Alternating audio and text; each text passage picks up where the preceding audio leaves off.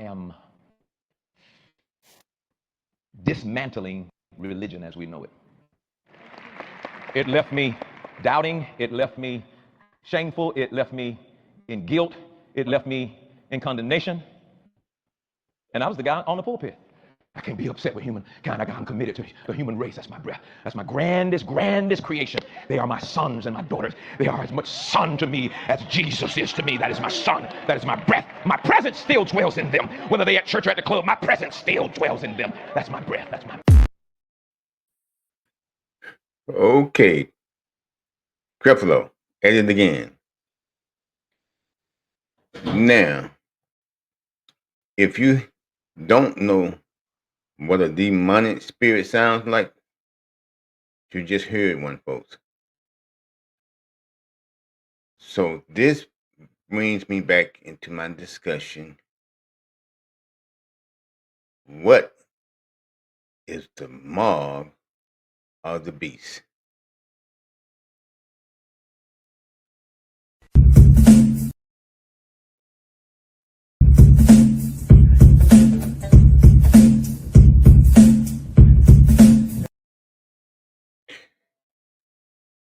Now, I thought I would use this opportunity. This video was provided by another brother who has a YouTube channel, and uh, I acquired it from his channel.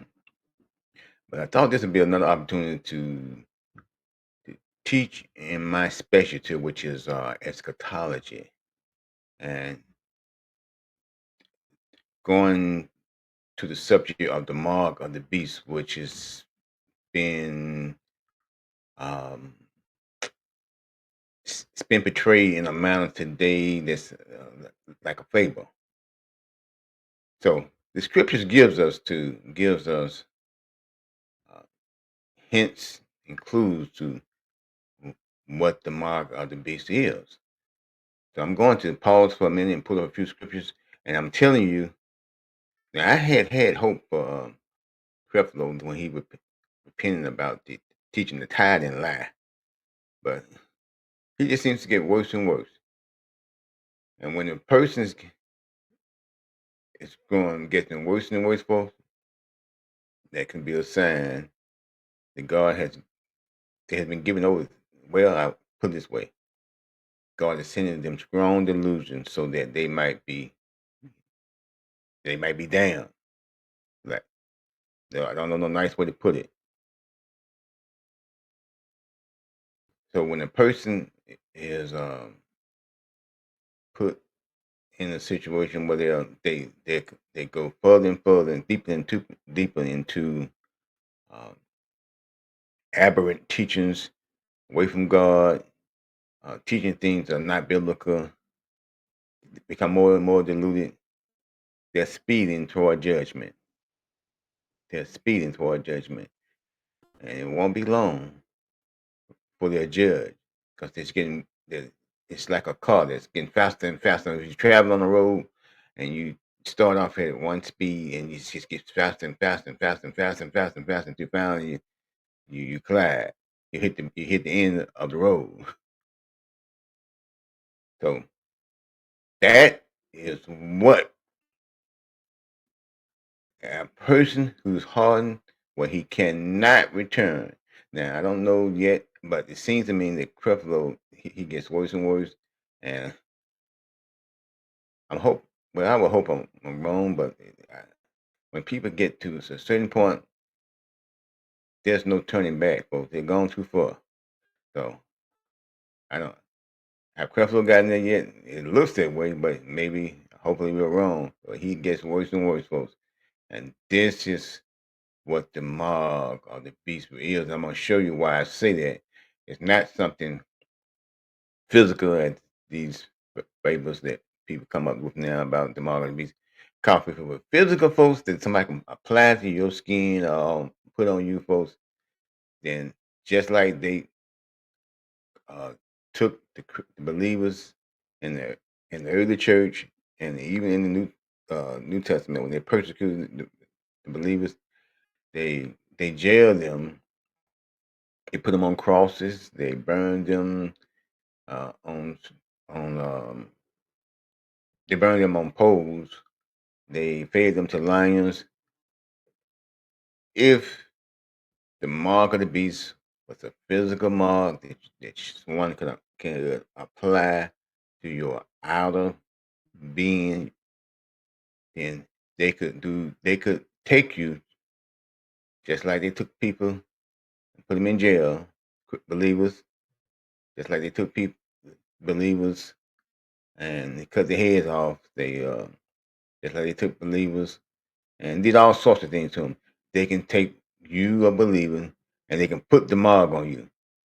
And the way way you believe and the way you've been taught, once you have the mark, you down. So that means that the unbeliever, those who persecute, have the power over your salvation. If that would be the case if the mark of the beast was something that's applied to your physicality, folks.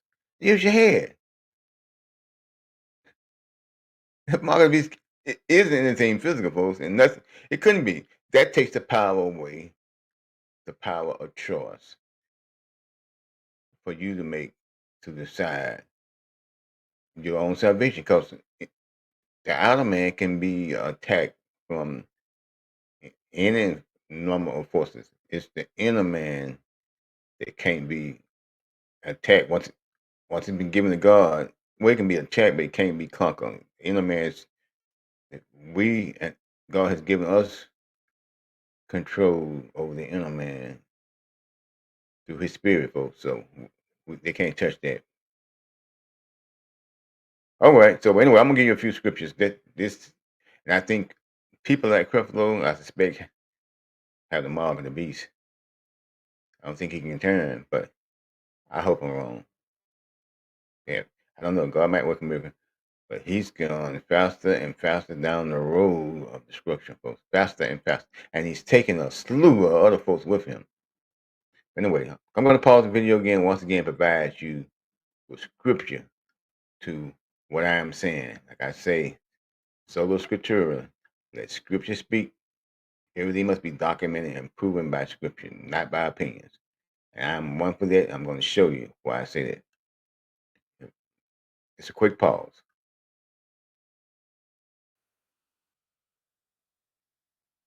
Well, I'm back and we can get this software to it's always giving me to work, right? Okay, here we go. Now I'm going to give you some scripture examples. Uh, Fortunately, I can't get this screen to work right, but I'm going to just go ahead and cover the scriptures. The mark of the beast, folks. See, scripture give us clues as so that we should be able to recognize that Jesus Christ is the same yesterday, today, and forever, folks. So he doesn't change uh, his mode or operation. Um, he don't go. He's not schizophrenia, folks. He doesn't. Um, he don't jump around with different ways of salvation, judgment for different people for different times. He uses the same operations time and time again, but in the characters might change, but the mode is still the same. But it still comes down to a matter of the heart. So this here's some example of the mark of the beast, folks. When he brought them out of Egypt, this is what Moses was told. They told to keep this festival. The festival of the Passover. Unleavened bread shall be eaten 7 days, and there shall uh, no leavened bread be seen with thee. Neither shall these be known. I have to apologize. I've got to get my glasses updated, so I read and hesitate because for some reason words fade. I can't see them. Uh, so So you see me looking over my glasses. Well, you can't see me now because this video is not working right. It won't show the other screen. But anyway, I'm going to try to read this again and see if I can see all the words. Because I normally read very close to the page, but I can't with the mic in my face. So here we go. Unleavened bread, Exodus 13:7. Unleavened bread shall be eaten 7 days, and there shall no leavened bread be seen with thee, neither shall there be leaven seen with thee in all thy quarters. Exodus 13:8. And thou shalt show thy son in that day, saying, This is done because of that which the Lord did unto me when I came forth out of Egypt. Exodus 13:9. And it shall be for a sign unto thee upon thine hand, and for a memorial between thine eyes, that the Lord's law may be in thy mouth, for with a strong hand hath the Lord brought thee out of Egypt. So this is just like it says in Revelation, mark on the hand and on the feet. This is what the keeping of the Passover is called.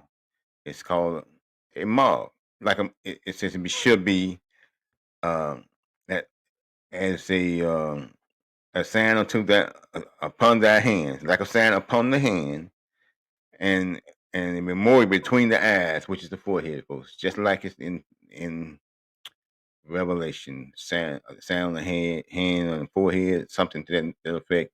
I'm not reading, but you're familiar with it. It's the same thing, folks. So here it's not talking about a physical sign, and I'm telling you that God is the same yesterday, today, and forever. And in Revelation, it's not talking about a physical sign. It's talking about, speaking of, just like it did in this chapter and verse in Exodus, when the children came out, or Israel came out of Egypt. It's about what they did, what the actions they did because of what they believed.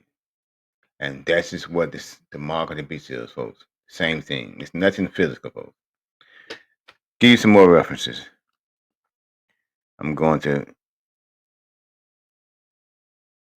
page through here and see if we can get through this references. Okay.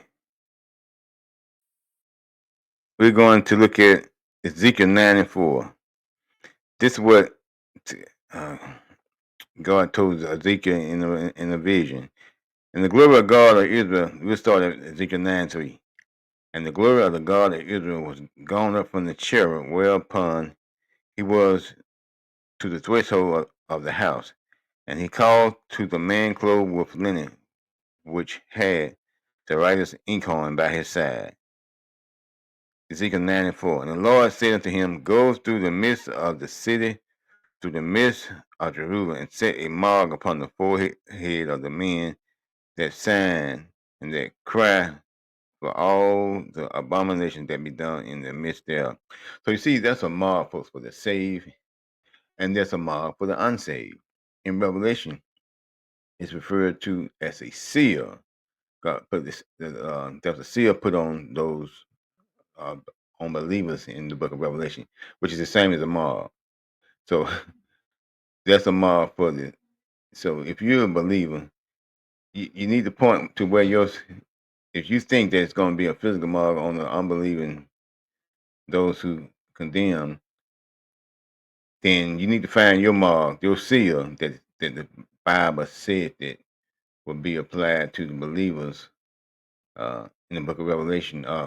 You at least need to teach that during whatever time you think that's going to be fulfilled, that there's going to be a mark placed by God on the or a seal, some type of seal put on the heads of believers according to what you, according to how you interpret uh, this seal that's given to believers in the book of Revelation. So you're gonna have to. So if you think there's a mark on those, a physical mark for those who have the mark of the beast, then you got the you ought to be consistent in your eschatology. You have to you need to teach that there's a physical seal on believers at some time, because that's what the book of Revelations says. The seal was put on them. I'm not gonna pull it up because the video will get too long. I just want to get to the point here. So, and I and I used the video on Creflo to show you what a tamar would look like in today's world. Now, I'm gonna still give Creflo some hope and say that he hasn't uh, that maybe he hasn't been given completely over to the delusions, but all the evidence says he has, that he's, unless some miracle, he seems to be growing worse and worse, growing, becoming more and more aberrant in his teaching, which means that he's going so far that he's speeding away from the center, the core of the Christian faith, and he's speeding to destruction, and he can't turn around because he's locked in. And so once you get locked in on a path away from God, where your heart is so corrupted that you won't turn to the light. You don't even define the darkness as light. You can't turn to light because you don't see the light as for what it is. You see darkness as light. So you can't. So that's the mark, folks. That's the mark. Let's see if I have another scripture to share to you. So there's no physical. And you say, so what about the beast then? I guess I covered it in another video. The beast. Let's see if we have a. Oh yeah, this is what Paul was saying about. And this is another indication of the mark, which Paul, when he wrote to Timothy. Now the Spirit speaketh expressly that in the latter times some shall depart from the faith, giving heed to seducing spirits and doctrines of devils, speaking lies in hypocrisy, having their conscience seared with a hot iron. That's what I mean. The conscience seared, folks, and they can't turn. That's the mark, folks. People conscience get seared. It's that's the mark. They can't turn, folks. They're down. That's the mark of the beast, folks. It's not nothing physical now. It's what he said in Paul said in Thessalonians, Thessalonians, 2 Thessalonians 2:11. We'll start with 2 Thessalonians 2:10. And with all deceitfulness of unrighteousness in them that perish, because they receive not the love of the truth, that they might be saved. 2 Thessalonians 2:11. And for this cause God shall send them strong delusion, that they should believe a lie. 2 Thessalonians 2:12, that they all might be damned who believe not the truth, but had pleasure in unrighteousness. See, he gonna send them delusions. That's a mark, folks. They going so they can be damned. They cannot turn to the truth, folks. They're damned. They have the mark. That's what the mark is. Not something that somebody can, can go out and arrest Christians, jail them, then uh, secure them in some manner where they can apply a physical mark to them. So now the Christian is down because of what some unbelievers said. We know how to get these Christians. They believe they get this mark that they're damned. So we can destroy their faith. All we got to do is put this mark on them. See, isn't that it's common sense to tell you that common sense should tell you that the mark is not anything physical because it takes it out of the realm of the of choice, folks. And now somebody else can force their heart upon you, and that is not the case. So God bless. Hopefully, this will be a blessing to you.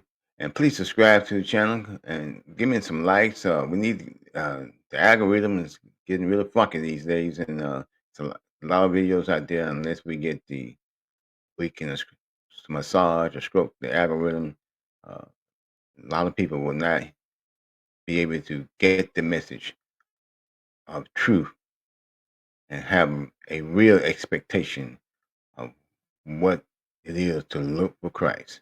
God bless.